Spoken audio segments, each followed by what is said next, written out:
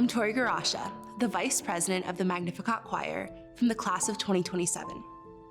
Today we reflect on Giovanni Battista Pergolesi's Stabat Mater with Station 2.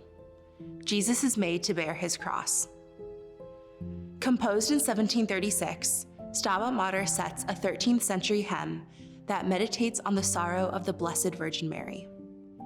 In this movement, the soprano gives voice to this central theme as it focuses on the compassionate and grieving mother as she stands at the foot of the cross, her heart pierced by sorrow.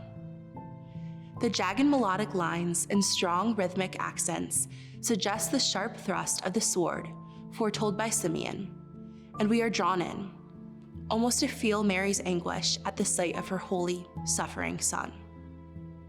As you listen, notice how the soprano shapes each phrase.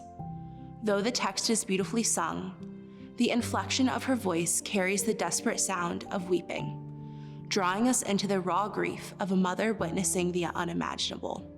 Now, let us ponder with prayerful hearts. The second station.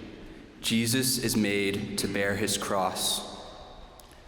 Mary's heart was pierced by a sword that day at Calvary, that day of extreme violence and brutality, as she witnessed her son take up his cross and endure his torture.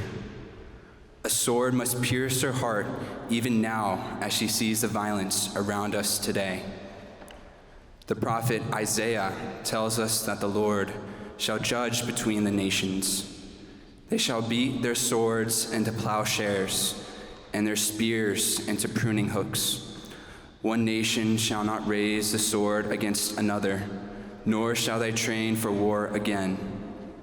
These words of Isaiah are central to the Catholic worker movement, which urges us to turn our instruments of war into instruments of peace and of work. Dorothy Day, one of the founders of the Catholic worker movement, reminds us that the works of mercy are the opposite of the works of war.